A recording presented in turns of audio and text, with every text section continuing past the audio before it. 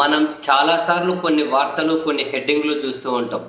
కాపాడాల్సిన కన్న తండ్రే కాటేశారని, నమ్ముకున్న వాళ్ళే నట్టేట ముంచారు అని, మనవాళ్ళు అని పక్కన పెట్టుకుంటే వెన్నుపోటు పొడిచారని, ఇటువంటివి చాలాసార్లు వింటూ ఉంటాం మనం, చూస్తూ ఉంటాం. అది ఒక వ్యక్తి విషయంలోనూ, ఒక కుటుంబం విషయంలోనూ, లేదా మాక్సిమం ఒక రాజకీయ పార్టీ విషయంలోనూ అయితే ఓకేనేమో.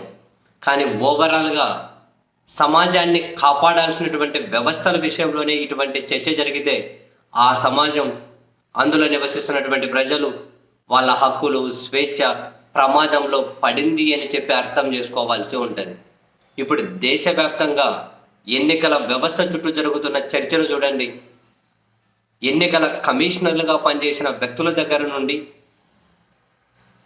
సీనియర్ ఐఏఎస్లుగా ఉన్న వాళ్ళు, బ్యూరోక్రాట్లుగా పనిచేసిన వాళ్ళు, చీఫ్ సెక్రటరీలుగా పనిచేసిన వాళ్ళు వెలిబుచ్చుతున్నటువంటి అనుమానాలు, గ్రూప్ ఆఫ్ మాజీ బ్యూరోక్రాట్స్ కలిపి ప్రజాస్వామ్య పరిరక్షణ కోసం పెట్టుకున్న వ్యవస్థలు, వాళ్ళు వెలిబుచ్చుతున్న అనుమానాలు, ఇవన్నీ వాళ్ళు మాట్లాడుతున్న మాటలు, కాపాడాల్సిన వ్యవస్థలే కాటేస్తే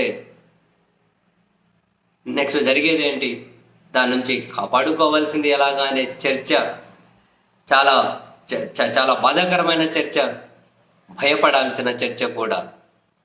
ఎందుకంటే మనం చాలాసార్లు మాట్లాడుకున్నాం, ఆంధ్రప్రదేశ్ ఎన్నికల దగ్గర నుంచి కూడా ఈ చర్చ చాలా బలంగా ముందుకు వస్తుంది. ఆంధ్రప్రదేశ్ ఎన్నికల పోలింగ్ నుంచి ఫలితాల వరకు చూడండి. ఆంధ్రప్రదేశ్ ఎన్నికల ఫలితాల దగ్గరకు వస్తే రాత్రి 8 గంటలకు 68% పోలింగ్ అయింది. కొంచెం అంటే అంతే, 68 పాయింట్ సంథింగ్. రాత్రి 11:30కి ఏమో 76 అన్నారు.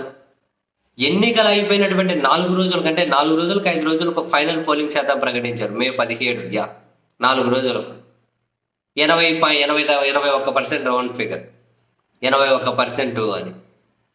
అసలు ఏంటి, సాయంత్రం రాత్రి 8:30కు 68 ఉన్నది 81కి ఎట్లా పోయింది? 80% చేంజ్కి అంటే దాదాపు 12.5% అనుకోండి. ఎట్లా పెరిగింది అంటే 49 లక్షల ఓట్లు ఎలా పెరిగాయి, ఎలా పాసిబుల్?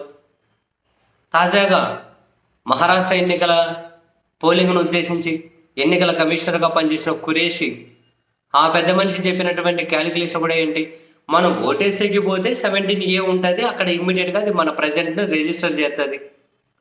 ఆ తర్వాత సాయంత్రం అదే రోజు 17Cలో ఎన్ని ఓట్లు వచ్చాయని చెప్పి ప్రిసైడింగ్ అధికారి లెక్క పెట్టుకుంటారు. అన్ని పార్టీల ఏజెంట్లతో సంతకాలు పెట్టించుకొని ఇంటికి పోతారు. అప్పుడే తెలిసిపోతుంది కదా. నెక్స్ట్ డే వరకు ఎందుకు అన్నారు మహారాష్ట్ర ఎన్నికల ఫలితాలను ఆయన విశ్లేషించుకుంటూ పోలింగ్. అండ్ 5 గంటలకు 55% ఉన్నది పోలింగ్. రాత్రి పోలింగ్ ముగిసేసరికి అది కాస్త 65%, 64%కి ఎట్లా పోయింది నాకు అర్థం కాలేదు.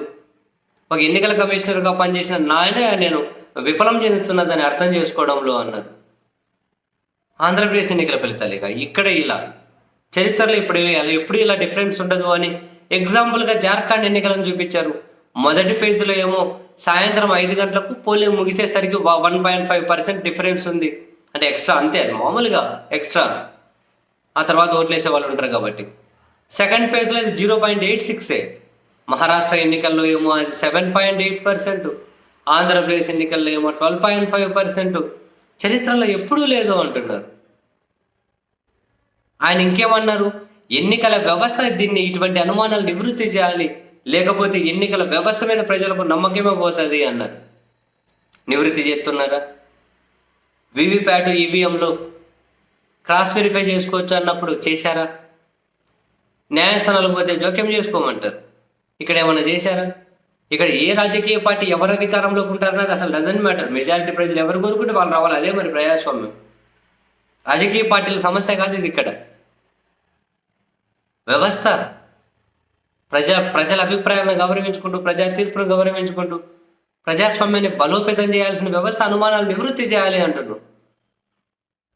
సేమ్ జార్ఖండ్లో మాత్రం 0.86%, సాయంత్రం 5 గంటలు మించిన తర్వాత మాత్రం అంత తక్కువ డిఫరెన్స్ ఎట్లా వచ్చింది? మహారాష్ట్రలో 7.5 ఎట్లా వచ్చింది? మహారాష్ట్ర 75 లక్షల ఓట్ల డిఫరెన్స్ ఎలా సాధ్యం? నేను అడగట్లే, సరే మనలాంటి వాళ్ళకి తక్కువ తెలుసు అనుకుందాం. ఎన్నికల కమిషనర్గా పనిచేసిన వ్యక్తి అడుగుతున్నారు, బ్యూరోక్రాట్ అడుగుతున్నారు, చీఫ్ సెక్రటరీగా పనిచేసిన వాళ్ళు అడుగుతూ ఉన్నారు. ఖురేషి ఆశ్చర్యపోయారు. పోలింగ్ పర్సెంటేజ్ ప్రకటించడానికి 1 రోజు టైం ఎందుకు తీసుకున్నారు అని. ఆంధ్రప్రదేశ్లో 4 రోజులు తీసుకున్నారు. ఎవరు వ్యవస్థలను కాపాడాల్సింది ఎవరు? కాపాడాల్సిన వాళ్ళే మౌనం వహించడం ఏంటి? ఇంతకు మించి మనం ఏం చేయగలుగుతాం?